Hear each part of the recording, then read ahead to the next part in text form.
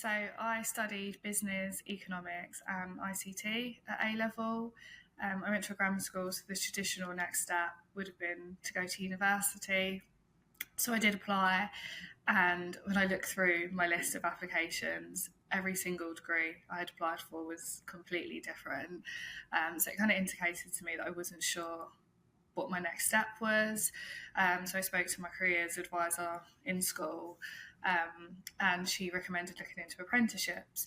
And I think traditionally I kind of had this preconceived ideas that apprenticeships were kind of in hairdressing or plumbing, like very hands-on skills, and not so much in the business environment. And I landed a role with Deloitte through their apprenticeship scheme. So I joined Deloitte at 18. I joined Monitor Deloitte, which is their strategy practice. And yeah, I was there for 7 years. So apprenticeships give you the opportunity to get the best of both worlds. So you still get your degree and you get to learn on the job. You get the on the job experience, which is completely invaluable. The reality is that employers have made a massive investment in you through apprenticeships, and they're likely to keep you on and retain you, and you get to kind of work your way up progressively through the firm, which just comes with so many different experiences, learning curves, and there's not a day that I ever regret doing an apprenticeship.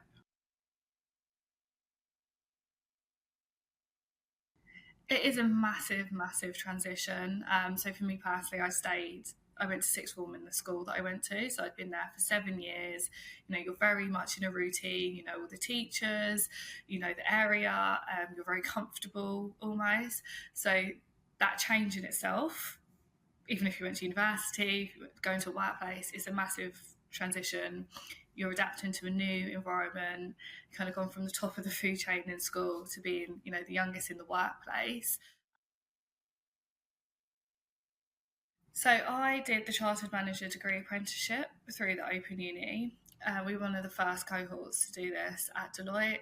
So I ended up with a degree in business management, and then I went through an EPA process, which gave me Chartered Manager status. It took around 3.5 years, and then I transitioned to being able to support new apprentices within that process. So I sit on the apprenticeship management team, so we work through, you know, their kind of onboarding, their development. We do monthly check-ins with them. The Open Uni has a great support structure to kind of support on the academic side, but we were there to support on the development side, on the pastoral and wellbeing side. So I was able to kind of share my experiences, what worked well for me, how I managed balancing client work and kind of side of desk roles with being able to do a full-time degree.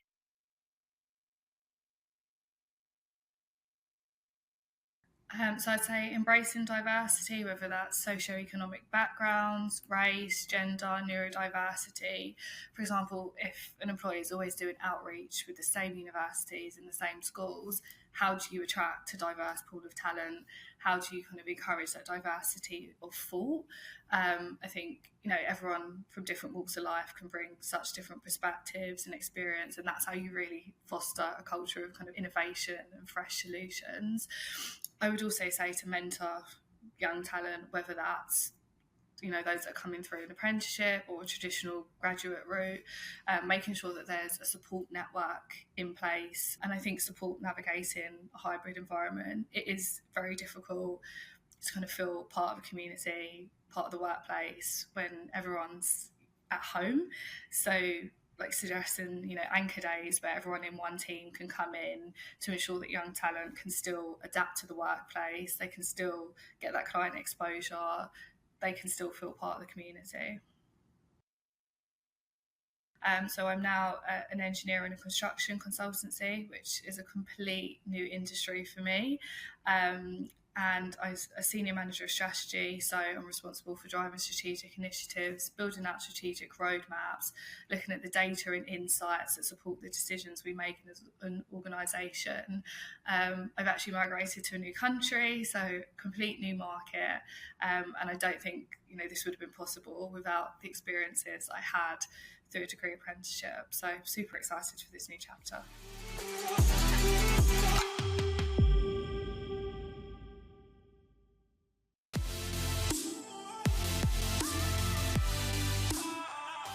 Hello, How's everyone doing? You good? Yeah, great. Okay, so we're going to move on to our next part now. Before we do, I'd like you to get Slido back out, please, because I've got a question for you. The question is going to be, we want to know if you found that young people's values in the workplace are different to those of older generations. There is your code. Yeah, there we go, cool. So get your votes in, I find young people's values in the workplace different to those of older generations. That is the question. And, okay, yeah. Strongly agree, 50%. Oh, okay, yeah. Agree, 25%. Neither agree nor disagree, 25%. Okay, yeah, it's kind of jumping around. There we go. We're going to be engaging more with Slido over the next few sessions, so please do keep that open, get your Q&As in. Before then, though, let's go into our next speaker, Patrick Cantello. Patrick has been a champion for youth opportunities and seen him address cross-party government working groups. In June 2022, Patrick was recognized in the Queen's Birthday Honours List. Ooh. And he was awarded the British Empire Medal for services to youth employment in Kent. Love that. And day-to-day, Patrick is a digital marketing manager at Knorr, which has over 35,000 employees worldwide. Please welcome Patrick.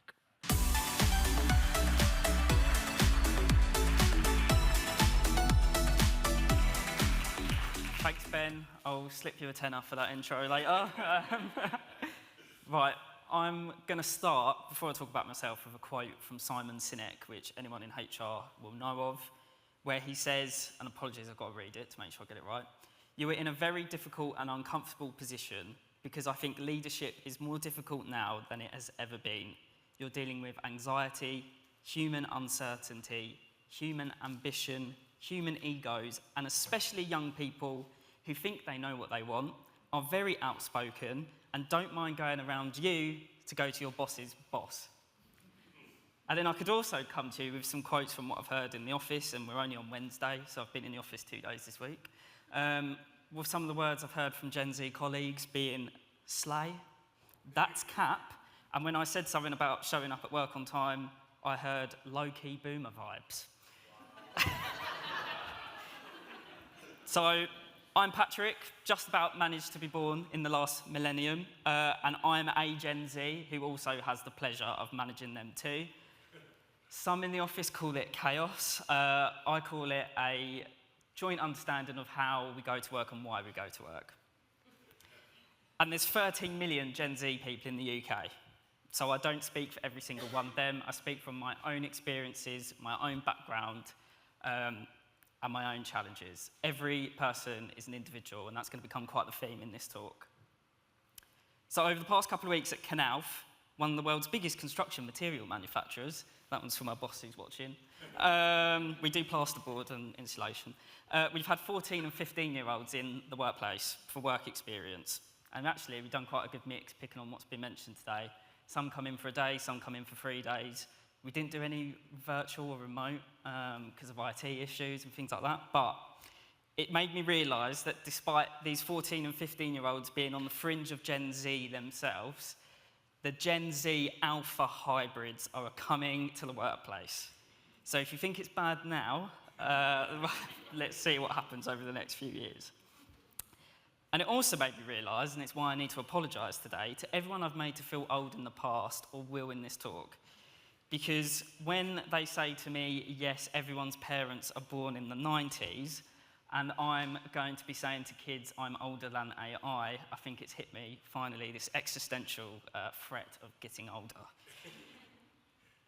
So, I started my career in 2016 as an apprentice doing a level 3 at a cybersecurity style company in digital marketing. I spent 5 hours a day on a bus every day of the week, running from the bus stop to make sure I showed up 5 minutes early. My expectations showing up to work on time and things like that was set very well by school and by my parents who went out to work every day, at some points working multiple jobs. But would I do this now? No. COVID's changed things and I will never do that again, and no one can make me do that again, and I don't expect anyone else around me to do it either. Is this because COVID changed my values, or I finally realised I know what I want in my life, and getting a bus for 5 hours a day is not worth the pressure and the time suck that it is? So I'm finally lining up with Gen Zs around me where we're not going to do that. I'm not going to waste my time doing that. And I'm not going to talk about job-hopping millennials as they were known, because we're in this together, Gen Z and millennials. We love to get media attention. As we're well and truly past that now, we know people don't stick around for as long as they used to. We, as employers, need to respect that, and it's something I'll hit on later. So I was in the workplace before lockdown, but let's think about those who are entering the workplace now who were in school during COVID, who have just entered their career or are about to enter. At Canalf, we welcomed a cohort of apprentices last week, and we're about to welcome our next lot, so wish us luck with that. And they understand the basics right. They understand dress code, showing up on time, and that they're here to learn and earn. We haven't had any issues with that understanding, so the interview process and that selection process is doing a good job. But then I get very this or that, yes or no questions, and very direct challenges, and a lack of resilience from the Gen Z in my team. And I get this feeling of them being ill-equipped to deal with constructive feedback and instead seeing it as an attack. Then I realised, I think I do the same. And it wasn't until others were doing it to me that I realised. And I also realised, though, that I am incredibly transparent. Some might say too much. But we talk about why our roles have purpose in a big commercial business, 35,000 people. What the point is of the work that we are doing, because that's what I want to know. Why am I doing this? I have to make sure I explain the bigger picture and commercial purpose of something, because I want to know that. And I want a clear personal and professional development plan, and I want my manager's support on that, and he's going to know I want his support on that, because I want to know what I'm working towards. Our purpose-driven mindsets means you just have to add on the why when talking to us. Our generation's ability to challenge and speak up against the status quo results in a few attitudes that at first seem unprofessional. Gen Z, as you might be able to tell, we're quite opinionated and unafraid to think out loud. Transparency seems to be built into us.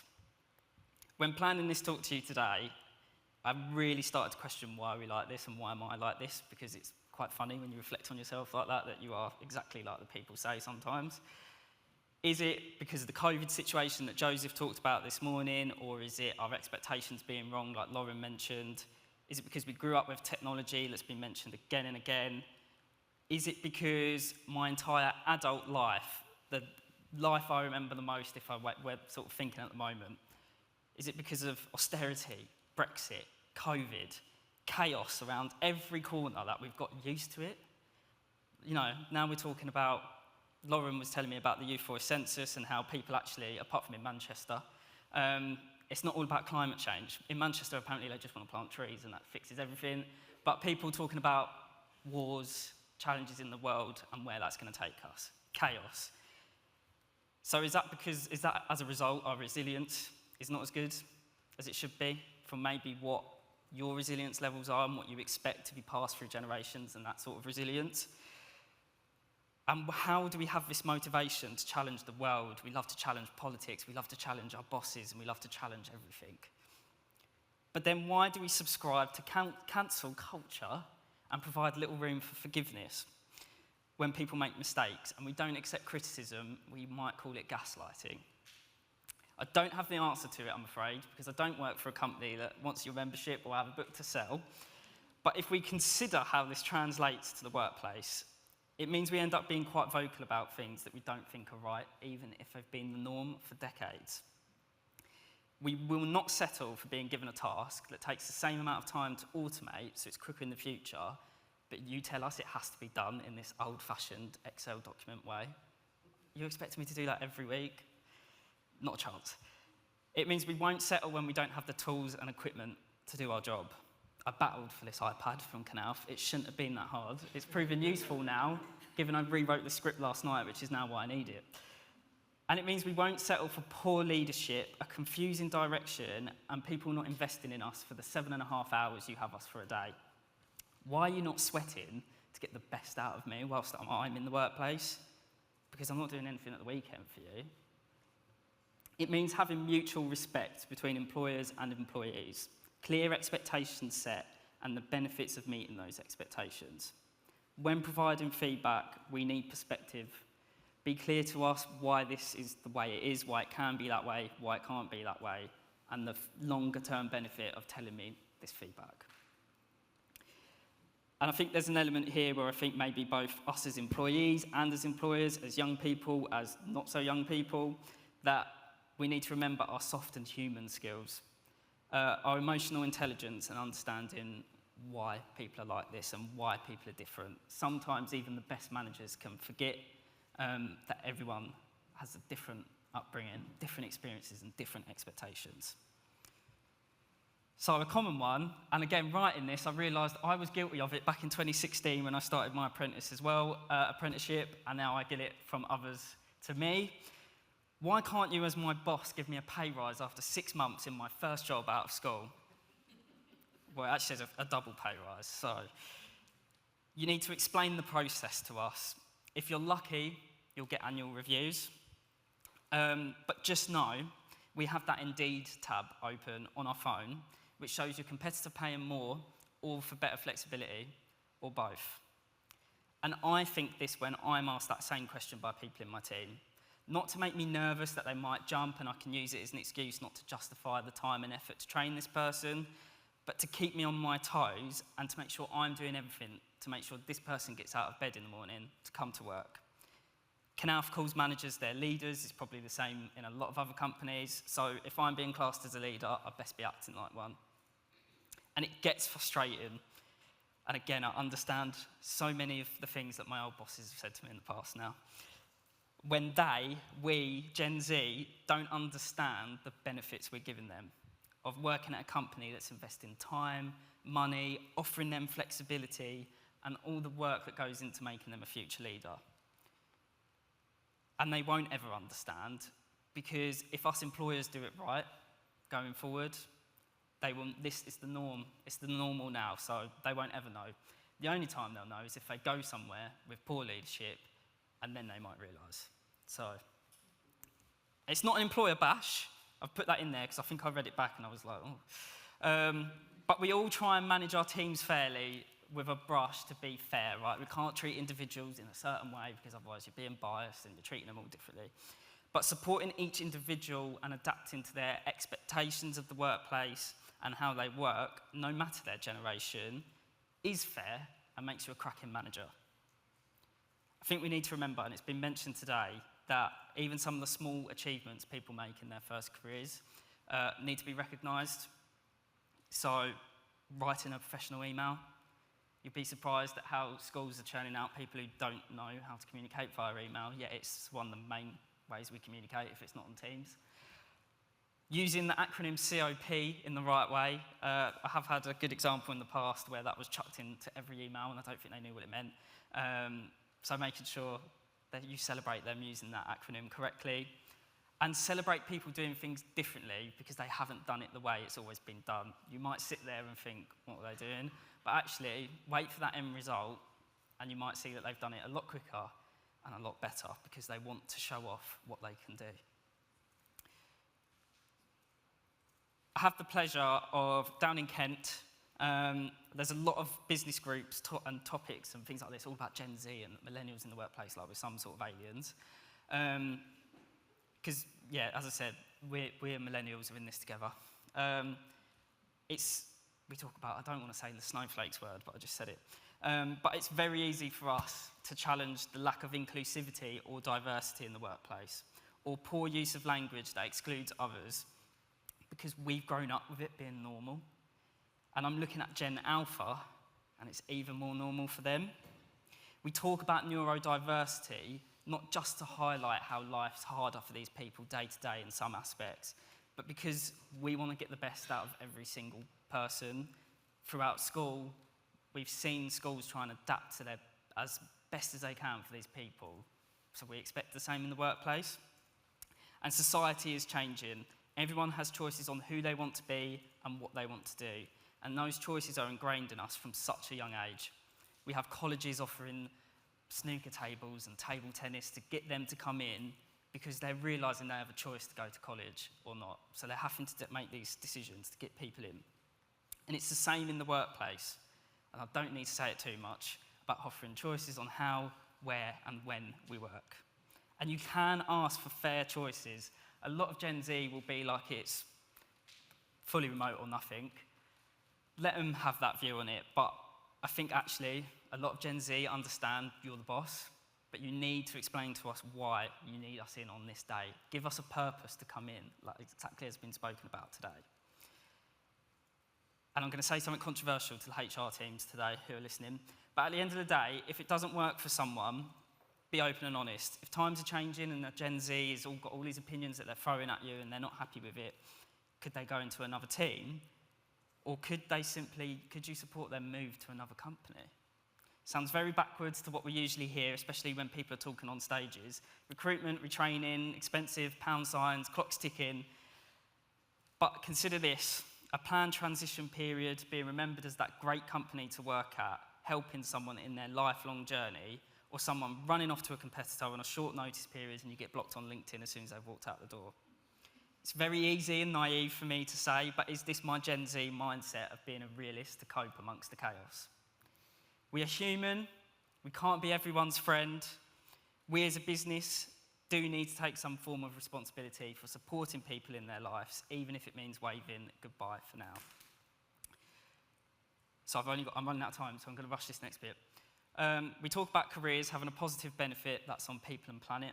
So what I just spoke about was on people, and then I'm sure you can ask some questions around planet and sustainability and social purpose, because it's already come up today about how people don't engage in these things. So I won't touch on that. But to summarise, I want to express the point that every individual is just that. We can't make changes just for Gen Z, or we can't make changes just for the boomers. It's all about individuality, experiences, and remembering that everyone's expectations are different. It's about having the right leaders in your workplace who can understand and use emotional intelligence to keep everyone's expectations set and met. Each generation sat before me today, or virtually, have had their own individual and their own generational adversity. But I don't think we can disagree that despite all the going-ons in the world, how we as Gen Z talk about mental health and won't let employers take us for a ride is something that older generations are right to be envious of. Thank you.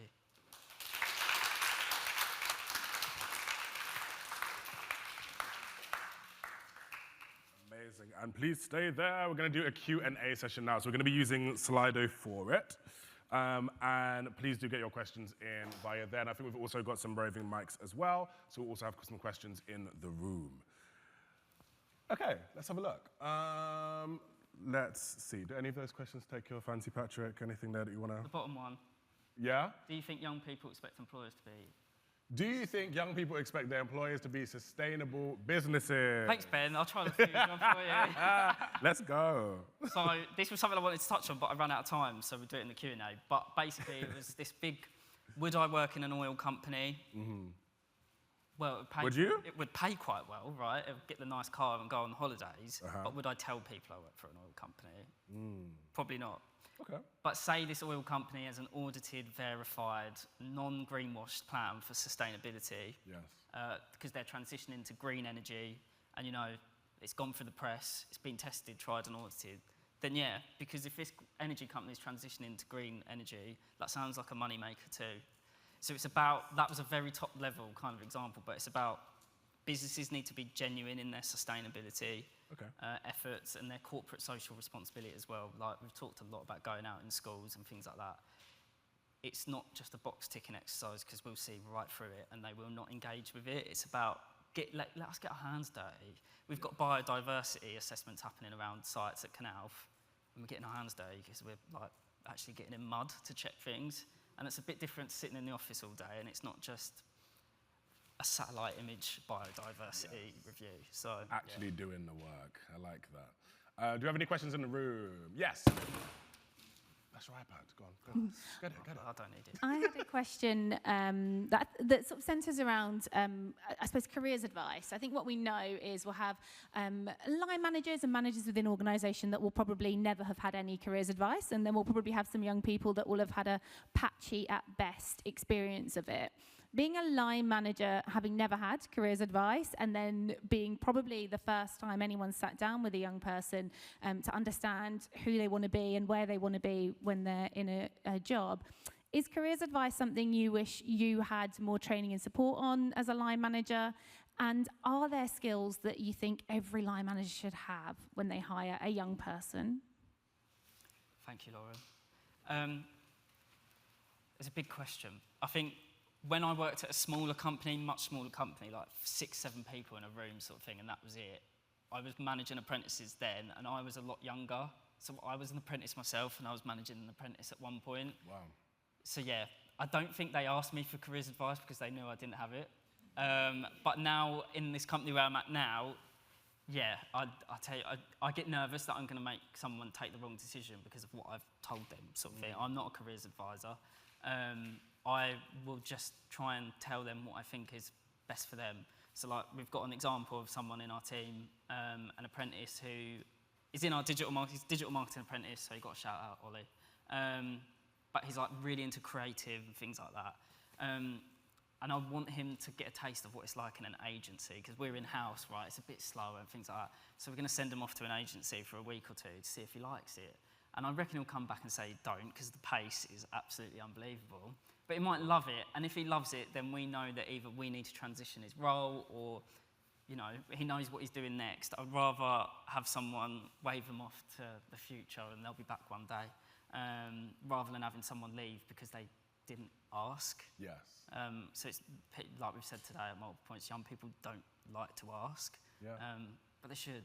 I think it's easy because I'm Gen Z and I'm talking to Gen Zs. We're very, like I said, some people call it chaos, the way we talk to each other, but it works. So. Yeah, I like that. It's like a holistic approach. I'm going to jump back into the Slido. Is there a danger that young people might not be as attracted to face-to-face roles in the future, including vital roles such as nurses and social workers? Yeah, that's a tough question, that one. I think it comes down to the individual, and I'm not using that as a cop-out to the answer of everything, but there's those sort of roles in the public sector, they're not attractive to a lot of young people nowadays. We see what goes on in the press, and that's what we've grown up with. It's all we've seen, the young people that watch the news anyway. But it's, yeah, how are those roles going to change? Because, you know, I've seen clips on TikTok of these robot things with iPads stuck to the top. Yeah. And I'm talking to someone, a doctor who works abroad, via my hospital bed on an iPad. So I think it's a very good question, and it's not one I've got the answer to. But it's interesting. Anything else in the room? Any other questions in the room? No, we'll stick with Slido for now. Where education is failing young people, how do you think this can be reformed, and how can employers support how can employers attract these amazing Gen Zs? I don't want to rinse and repeat everything that's been said today. I think it's postcode lottery in terms of schools, careers education, because careers advisors work really hard to give out the best advice that they can, and they're so busy they don't always understand how certain things work. So like, no one ever spoke to me about apprenticeships, but that was back in 2015, 2016. In fact, it was the unspoken word, apprenticeships. Like, it was, you have to go to university, was what the school was saying. But it's giving those access to employers from as soon as you can, because I think it's easy for us at Canalf to say, because we love doing it, we love going to careers fairs, and we love having people come in for work experience. It can be quite chaotic sometimes, but you realise they always come in, and it's already been said today, they come in and they're like, oh, actually, everyone was like, this work's meant to be really strict and a horrible place to work. It's actually quite fun. So yeah, it's kind of get as much exposure to employers as you can, and encourage young people to take some initiative to do it themselves as well, and the benefits that would bring. So like Joseph said this morning, the only reason I got that first apprenticeship job that was quite well paid was because I'd done loads of volunteering, so much of it, and I had to find that myself. There was no one pointing that out for me. Can you talk about what pay that was? Because some of the apprenticeships I see for the young people that contact me, I'm like, how much? So, where's the money? So you still do, especially outside of London. You see some apprenticeships starting at like the bare minimum, which I don't know how much it is, and someone Pennies. Please correct me, but it's like 9, 10, might be less, might be more. But so this level 3 that they were hiring was for 18,000, and that was back in 2016, and this was in Canterbury. So it was a really good salary. That's a really good salary. For a 16-year-old who actually got offered the job when they were still 15. You can imagine the chaos of having that money in my bank account caused. Maybe. But that's not the norm, though. That's not the norm. Apprenticeships are so hard to get into now, especially with degree apprenticeships. They've completely changed from when I was an apprentice. Degree apprenticeships weren't a thing when I started. It was something to move into in the end. But yeah, you need to be able to stand out to employers, and they need to have that learning and adaptable attitude, because that's a good employer will know that they're not going to know anything, but they're there to learn. Love that. How can employers identify future leaders in the workplace, and what should you look for? That's a good one. Identifying future leaders. If we're talking about Gen Z, I think it's those who are the odd ones out. The different ones, the ones who don't always comply, and the ones who are outspoken, and the ones who might be stuck in someone's shadow. Chuck a group of your younger colleagues in a deep end and see how they deal with it. Give them something hard, give them something difficult, chuck them all in it, have a day, make a day of it, and just see what happens. You know, you're recruitment professionals and managers of professionals, and see what talent you can spot. But I feel like Gen Z, we can very easily get stuck in someone else's shadow because we're not asking for that help, or we feel like we can't have the opportunity to do something extra in the workplace. Interesting. Next one is, how do we engage young people in Gen Z without it feeling like we're pointing a finger at them or alienating them? Okay. I don't know, because I don't think I've seen that many good examples of it yet. If we're talking about in the workplace, it's kind of what I alluded to earlier. It's making sure. What's the question again, Ben? So how are you engaging young people without it feeling like you're pointing a finger at them? I suppose for the things that I've seen, it's where people join these workplaces and maybe they are the first young person within that space, and you're putting things in place that may make them feel like they're being babysat rather than going into a workplace. And sometimes, you know what, one of my favorite times of the year is October, because people start their graduate schemes and then they contact me with all of the tea about what's going on in these places. And I'm just like, ooh. And my DMs, my emails are just filled with all of the things going on in like Canary Wharf, or like my manager isn't using the right pronouns for me, and this person's doing this in the office. And I'm like, wow, like this is welcome. Like this is real life, this is it. But actually to put some of those measures in place to almost make people feel more comfortable, it does mean that you are alienating them. You are specifically pointing them out and saying, we're going to do this just for you. So is there a way around making sure they don't feel so excluded? It's probably worth asking that person in question. It's always a good place to start, and it's something Lauren alluded to on her one this morning. But I mean, if you are the only Gen Z in an office, you are going to be pointed out, but you're probably going to point out some of the older people in the office as well. But did your office do anything to support you coming into your... It sounds like you're actually quite corporate-minded anyway. Well, I'm in a very corporate environment now, so yeah, I've become a corporate, person. Corporate citizen. Yeah, but in old roles, actually, where I was under 18 in very small companies, yeah, I couldn't go out drinking with them. That was actually quite... Obviously, I didn't drink under 18. But that's tough. That's tough. Yeah, and we've tough. got people at Canalf now who have to watch us and go to bed early at conference. It's hard, but we do try and keep them together. Make sure they all know each other, so they kind of do their own thing. Got to be careful what I say if this is recorded. So, but yeah, it's hard. I think it depends if you're in a big company, small company. Network's a big thing because doing an apprenticeship, I didn't have that uni life. I didn't have people to go and talk to and be like, oh, you never guess what my boss just said. So it's making sure that they all know each other and things like that. Not just within the company. If you're working with an external training provider, are they doing anything? Our external training provider at Canalf don't. So we're trying to get my digital marketing apprentice talking to the other digital marketing apprentices. So. Yes. Oh, sorry, in person. Go for it. No worries. Thank you, Patrick, and great insight into Gen Z. You mentioned the word chaos quite a lot. So what's your advice to employers to harness that chaos for the benefit for that individual Gen Z, but also for themselves? There's part of me that wants to say keep the chaos going. But I don't know if that's because we're used to it. I can't imagine what stability looks like, both in terms of the economy, the workplace, because all I've seen is chaos. So people going on furlough, people coming back, then mass redundancies and people coming back after that because they realised they got it wrong, overhiring, underhiring, and then companies can have a habit, especially in a corporate environment, of changing direction and changing this and changing that. I think we're adaptable to that, but sometimes I think we'll be quite visible in our frustration on when we've put so much work and effort into something that direction suddenly changed. But I think that's probably going to be a reality for the rest of our life. So it's probably just something we need to learn that's going to happen. Life throws things at you, it always will. So yeah, either keep the chaos going, because I don't know. I don't have the answer to what it's not without chaos. So. Love that.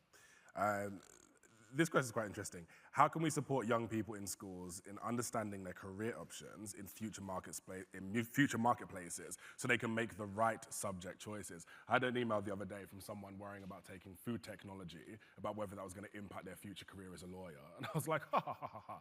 It's just so interesting when you look back and see that actually it wasn't really ever about those specific subjects. It was the wider picture. So what can we do?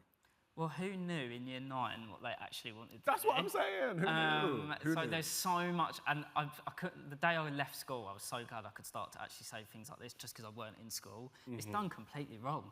I didn't know what I wanted to do in year 9. I was taking these GCSEs that were absolutely pointless. My backup career was to be a geography teacher, to do some colouring in. Digital marketing's the same kind of thing. To do some colouring in? Well, it's just colouring in maps, isn't it? So digital marketing's the same sort of thing, so I got there in the end.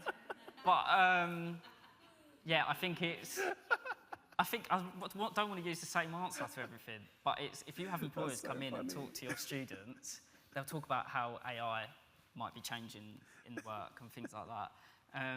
So it's keeping those connections with employers. Have I lost you, Ben? That's so funny. I need you to go and do some the volunteering in schools with geography teachers. Yeah. Just say that to them. My geography teachers never liked me, so. That's it, I can feel it there. Love that, let me take that. On the subject of volunteering, can you speak more about your volunteering is another question here. Someone asked that. Yeah. I did loads of volunteering, some with Youth Employment UK, basically I cut my teeth. Ended up being Lauren's boss for 4 years on the board. But I ended up setting up my own youth company in Kent that was funded by DCMS and Comic Relief. Because for those who know, Isle of Sheppey, really deprived area, some people live and die without ever coming off it.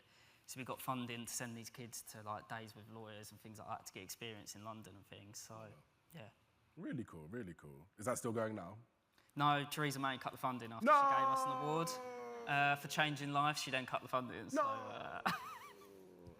I tried not to be political. No, it's interesting. It's mad to me how the landscape has changed. Because like I said, with my own organisation, I've had to go corporate because a lot of those spaces where people said, go here for money, there's no money, literally none. So I've gone to law firms, I've gone to accountancy firms, and it's just having to beg big money for charity. So how is this making sense? Wild. What is the best way, kind of the same thing before, but let's go for it anyway. What's the best way for employers to respond to being challenged by young workers? To wrap it up. The best thing I think I've learned on leadership courses, because I seem to have been chucked on loads of them, which might be a good or a bad thing, I don't know, but is always question why someone's telling you something, the why behind it. Put yourself in their position if they were telling you this, challenging this. Think what they might be thinking. Like I said, even the best managers sometimes forget that emotional intelligence. It's a buzzword I love. So I think it's just remember the why they're challenging you. Love that. Thank you so, so much. Please give it up again, Patrick.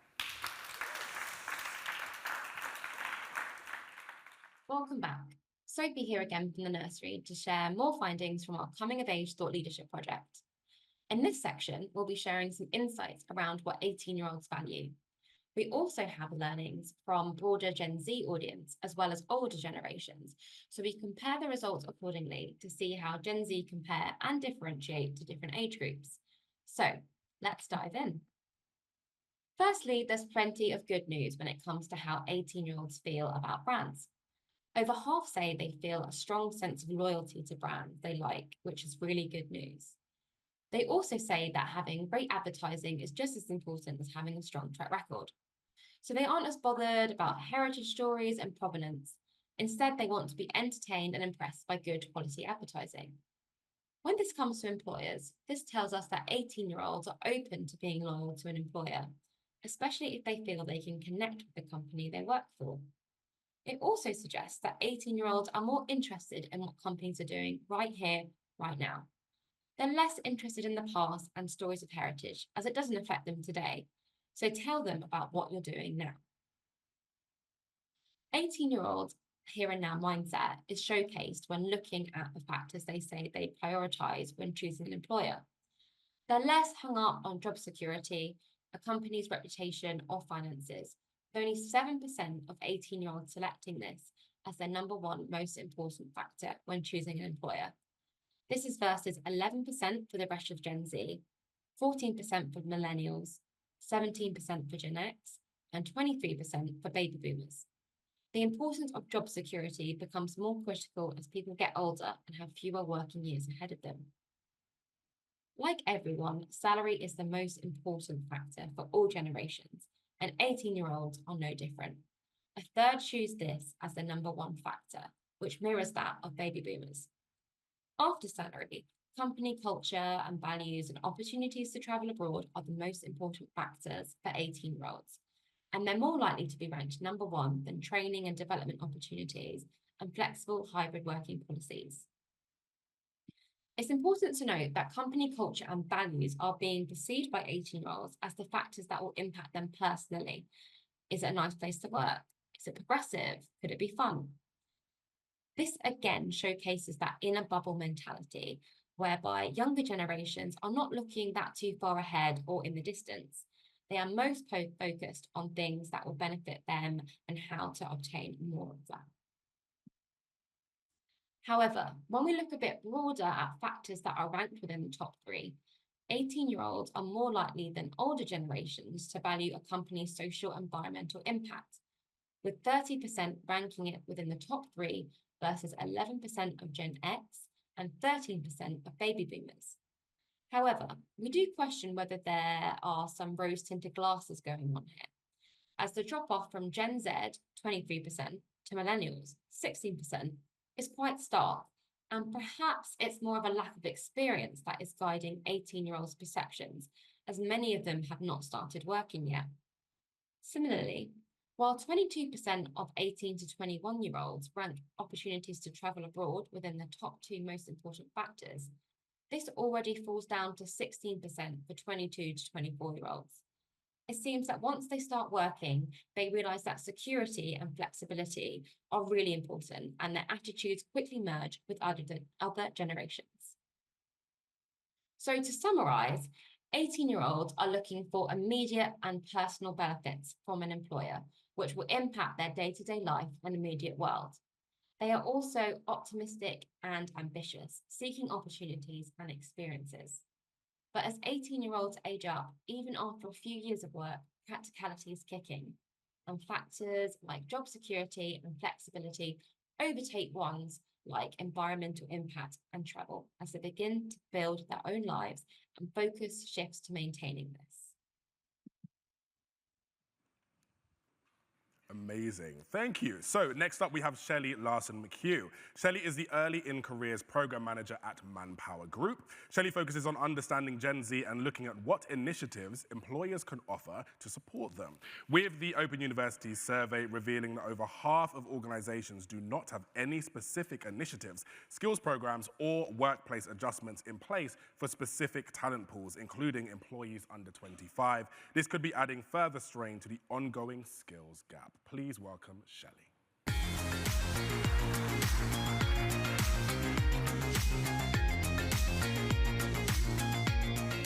Am I on? Is it on? Can you hear me? the last time I were mic'd up, I absolutely battered Proud Mary. Do we all like a bit of Tina?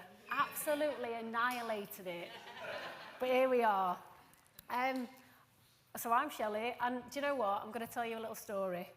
I went to our Manpower Group conference last week actually, and I got a professional headshot. I'd never work again. If you've seen that, I would never work again. It was terrible. So I've been with Manpower Group for 15 years. I started, another story time, I started back in Doncaster, you can tell by the Yorkshire accent. Back in Doncaster, after university, I did my degree in psychology and sport, and then I stayed on and did a master's in sociology. So when I'm talking today, I'm coming from that kind of lens. But I needed a job. So I went to what I thought was Npower. So I Googled and researched electricity. It turns out I'm sat in a room being interviewed for Manpower. So I said, oh, this has took a funny turn. But I got the job. And I believe the reason I got that job is because I was transparent, I was honest, I brought a little bit of humour, but I was just human. I acknowledged I'd made a mistake, I needed a job, I was hardworking, and I had the attitude to learn. So let's see if this works. I didn't turn up here this morning, I've got childcare issues. I'm not like Beyonce where I've got an helicopter outside and I'm that important. I'm not. I wish I'd turned up for the rest of the day, but I didn't. We've probably already covered this, so apologies if I'm repeating myself, but Gen Z obviously would make up the 25% of the workforce. I'm not going to go in each and every bullet point, but what I want to pick up here is pre and post-pandemic Gen Z. I think it's a really interesting mix because we tend to talk about Gen Z as already been in the workforce and affected by COVID, but actually what about the ones that were at school and were struggling and then they're now facing this, as we say, chaotic world that we live in. And I find that really interesting because, and again, I don't know the answer, but has the impact of COVID divided a generation? I don't know the answer. I'm not going to give you any answers today. Don't look for me. You're not having them. And I also like this. It's the most generation in history. So there's one down. There's one down. I'm on a timer. It's the most generation. So most racially, most ethically diverse, most educated, technological savvy. I've got this slider. I'm thinking, oh God, don't give me any technology. I'm 41. I know I don't look it. But I find that really interesting. It's the most generation. But with the most becomes disruption, chaos, innovation. Chaos, innovation. Keep the chaos because it brings innovation. So, as I said, I'm not going to go on and on and on. You've probably covered loads of this today. But what I see from the work that I do, and I introduced myself today to a jack of all trades because I don't just focus on early in careers, I focus on the social side. So I am almost the head of ESG in terms of our S, people and prosperity. Missions and values. We've all got a moral compass. Gen Z are no different. So how do we align our missions and our values? And do we advertise those missions and values? Manpower Group is the most ethical organisation. I think it's for the 17th year running. We absolutely need to tell people about that because do they want to come and work for the most ethical company? Absolutely they do. So we need to really think about that, and we need to think about what are our morals and our values, what is our mission, what's the work we do. Another story.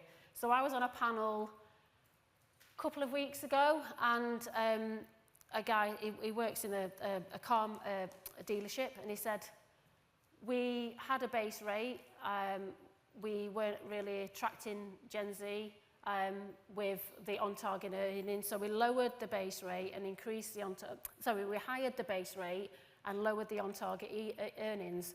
We're not selling any cars. I found it hilarious. So my question was, does he want to sell cars? Is that the job? What motivates them? Is it the money that's motivated them? Possibly not. Do they want to sell the cars? And again, I don't know the answer, because I don't work there, Arnold Clark. I'm dead political. Communication, we have to really think about our communication. We have to think about how we communicate and how we, when we're recruiting, I've got a friend, and she is 25. We've become best mates at work. We do a lot of work together, and I'll talk about some of that work in a second because I've got 9 minutes left. I don't like being on a timer. I did work with her, and I tend to write Jane Austen. I'm like, I want to get everything in. I don't want to feel like I've missed anything. And she's TikTok, Snapchat, and I'm like, she's like, less is more. Who knew that less is more? Like, it's just unreal, isn't it? But we've got to think about, how do we get everything that we needed, how do we get that into short, snappy, instant impact messaging? And it's difficult. I'm still learning. Simplification, I'm not going to talk about technology. I feel like that's been done, hasn't it? Like, we know the technologically savvy. I can't even say the word. But simplification, how do we simplify what we do? My wife the other day, she's a general manager in a hospitality. She sat there, glass of wine in hand, and invited somebody to she's seen a video. They've got this tech video situation, and invited somebody based on 3 questions to an interview the next day. And I was like, this is the world we live in. How amazing is that? How fast is that? And how innovative is that? Career development. This is massive. People need to know, not just Gen Z, but where's their career? Where are they valued? People want to be listened to and heard, and career development is no different to that. DEI and B, I know we have DEI, but we have a B on the end. I don't know if we're going to stop there. I hope so, because it makes me stutter. But we have belonging. People want to feel like they belong in an organisation. And of course, compensation. But that's not obviously the most important. I'm going to skim by because I've got some right good stuff on my 3rd slide. Authenticity, reputation, and digital presence. We need to be able to look at how we package what we do as a business, how we package that up. In Manpower Group, we have clarity, care, and grow. No matter what your level in our organisation, clarity, care, and grow. That's it. Nothing more. No hierarchy. You will grow whatever your level. But clarity, care, and grow. How do we get that into there for people to know that they're going to be valued in our organisation? The next bit I want to move on to, and I guess this is my baby. This is where I got a blank piece of paper a couple of years ago and said, this is where my job's going, and here's my new job title. I'm going to get a new one because I think that one's too long. Employee experience.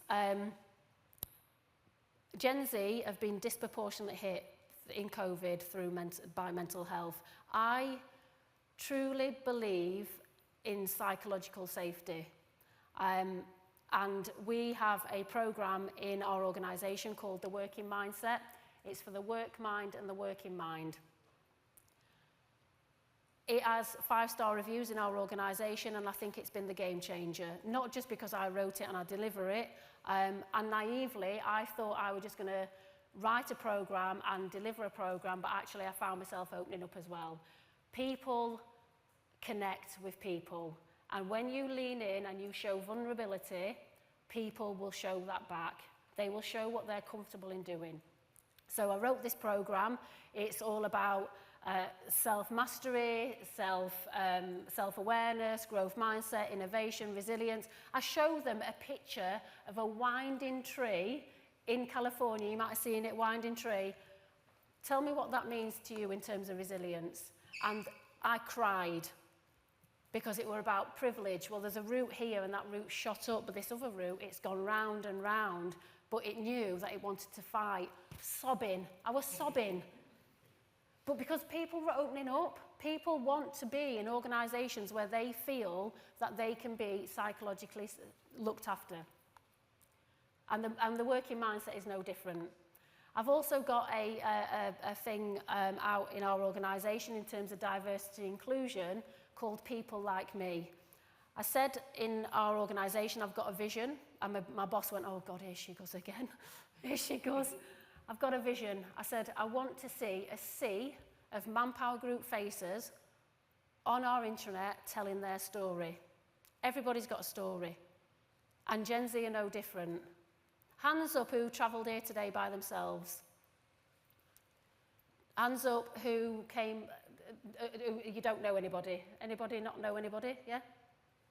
Hands up if you were a bit nervous. I were nervous. I were nervous. I am nervous. I'm up here. I don't know. I've got massive imposter syndrome.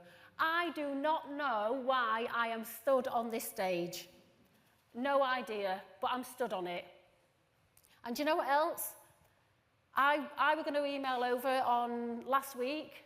I think I said to you, didn't I? I said, I don't know if have you got the right email address you want me to speak? Why?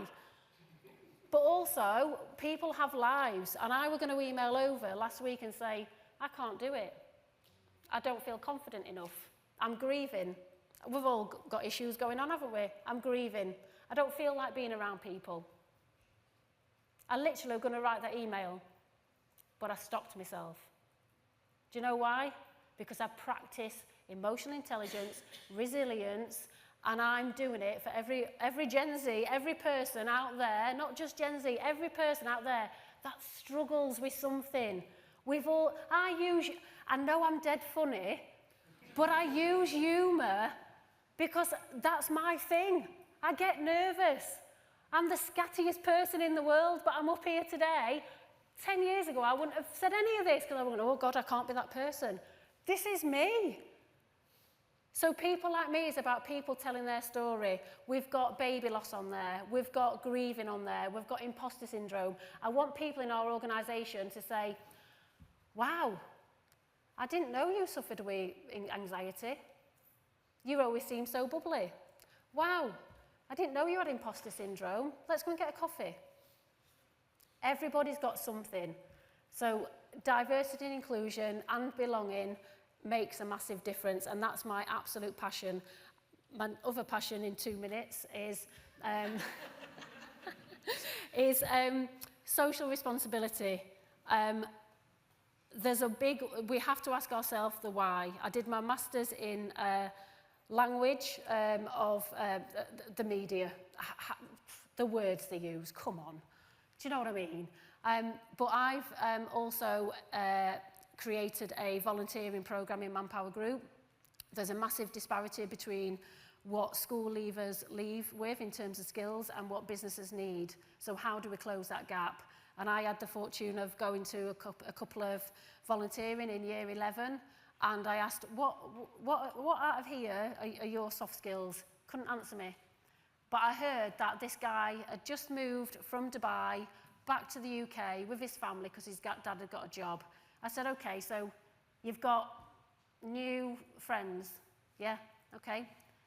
You've got a new town, yeah, okay.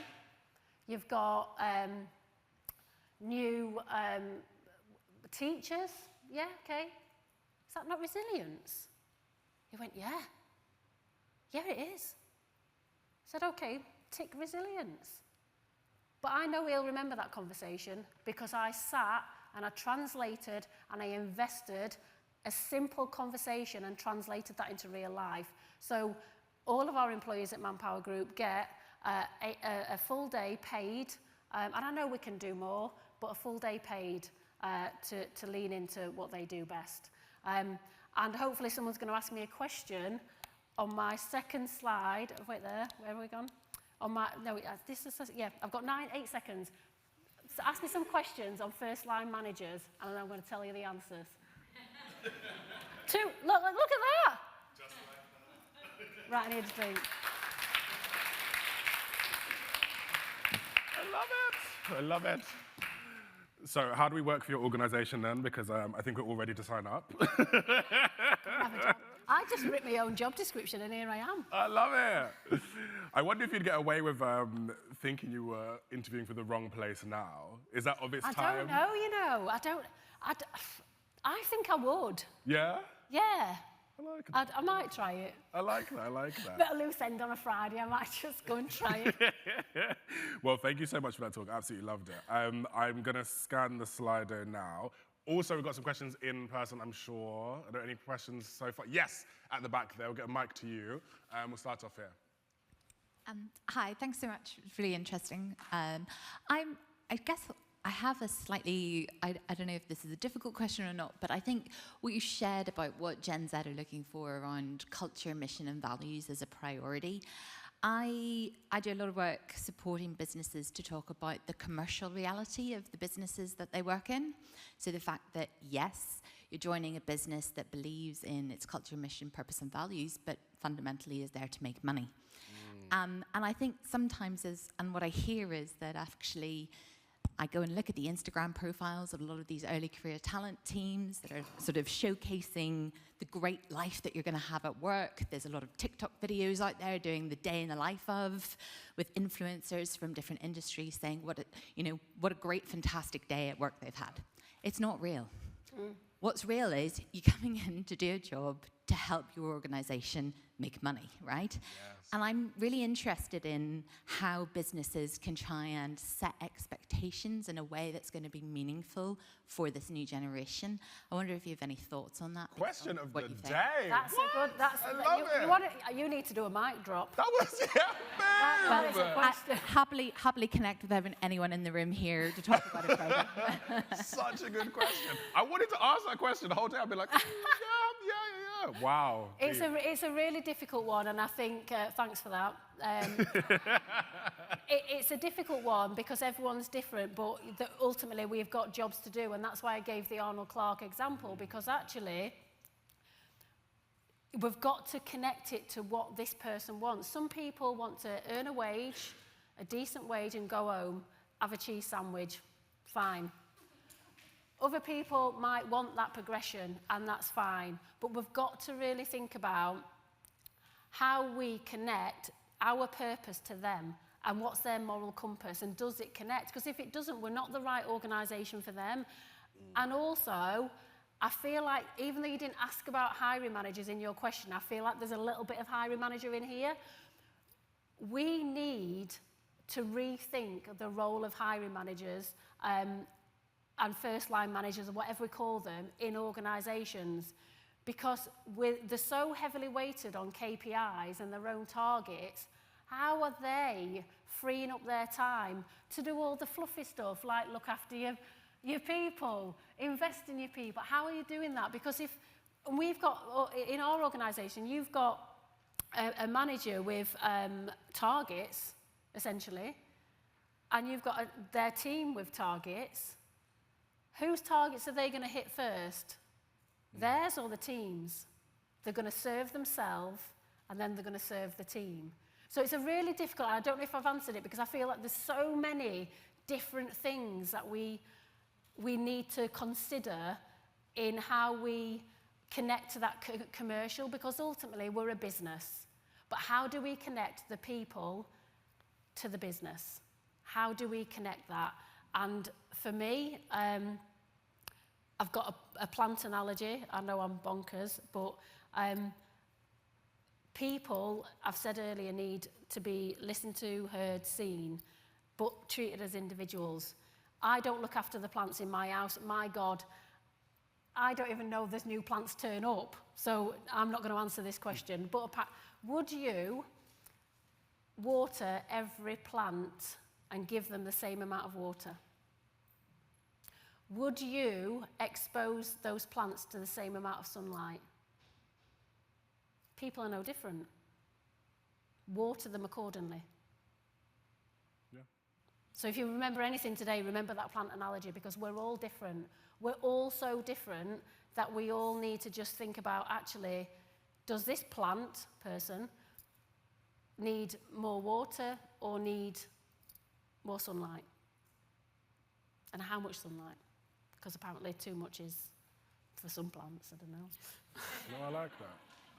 That's interesting. From a commercial point of view, I definitely understand that. I wonder if there's anything from like the young person's perspective where maybe they're being told that they're joining a leadership scheme, and then they go into the job and actually they're sat with audits day in, day out, and there's absolutely no leadership at all. Like, what about that level of expectation that they come in with as a result of seeing these fabulous TikToks that show them with fabulous day in the life of whatever, and don't show them literally scratching their head, wondering what this spreadsheet means, having to work until 4 a.m. When I was working for Google, I was like 3 flights a day for different clients. It was wild. I was crying myself to sleep in hotel rooms with nobody around me. But still, on Instagram, you didn't see that.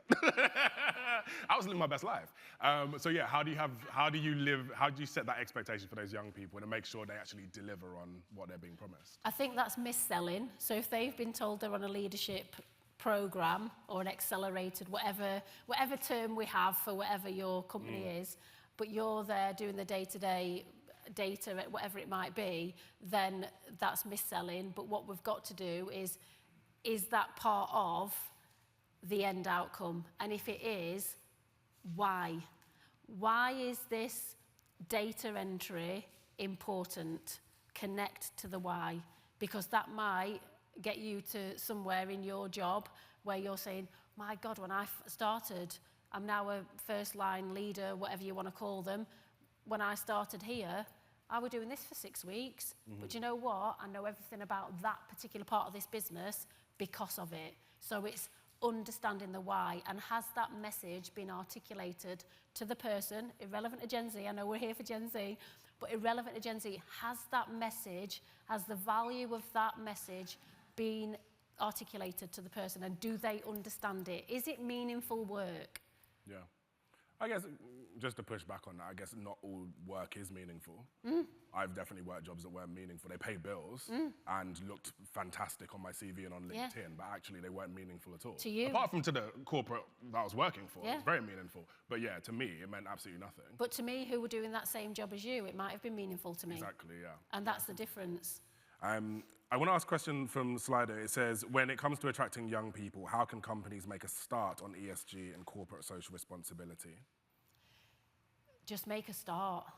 Just start. And I know that sounds really wishy-washy, and I feel like a politician, you know, like where they go, oh, really great question, and then slack. No, make a start. But lean into that vulnerability and that, like, be authentic, because times evolve. And what we do today is probably not what we're going to do tomorrow. I've changed things in our organisation so many times, but the one thing that has stuck is the working mindset, is people like me, because it's about people. Yes. But I would say you have to start somewhere, and the start is the start. So just go for it, and don't be fearful of getting something wrong. When we did our diversity inclusion is enormous. It means so much to so many different people. But actually, the crux of it is we need to understand, and we're all coming from a different lens. And I want to be in a psychologically safe environment where if I say something that is not your pronouns or is not as PC as it was yesterday, tell me. Yeah. Don't hold it against me in this cancel culture era that we've got at the minute. Tell me, because I wouldn't have done it in any other way than it wouldn't have been an intentional thing that I've done to attack you. So just tell me. But yeah, I would start. I think also start because funding's about to get pulled from a lot of companies as well. I was having a meeting last week with what can I say? A firm in the US who think that this could be their last Pride season that they celebrate, because of the presidential election that's coming up, but also because DEI is just being attacked in the US and their funding is being pulled from all of their programs, specifically targeting race, but also targeting sexuality. So DEI as it stands is really in danger. So yeah, start. If you want to do it, then start now, Yeah. gosh. The next one is, how do you bring the belonging? Well, you've got to have the DEI first, then you just get the B. It's about belonging, there's a famous shoe analogy on LinkedIn, and I steal it all the time about, you know, does this pair of shoes fit? Are they comfortable? Do I feel like I would wear these on a weekend? Do I feel like I would go X amount of places? And there's that Microsoft one where it says, you can bringing you to dance, like you can. What's the saying? You can be invited to the party, but there's one thing being invited to the party, but another thing asked to dance. But actually, is it your kind of music? That's the belonging. Is it your kind of music? Do I feel like I belong? Can I bring my full self to work? As an openly gay woman, if I couldn't bring my full self to Manpower Group, I would be off like a shot. Yeah. I want to get one more question in because we've got 6 seconds. Are you finding employers have lower retention rates for Gen Z? I don't think we're in minus. Am I still allowed to talk? Go for it. I'm running this. Go. We're not getting off the stage. I'm not very good at timers. Like in exams, you know, you're in an exam and you're just watching that.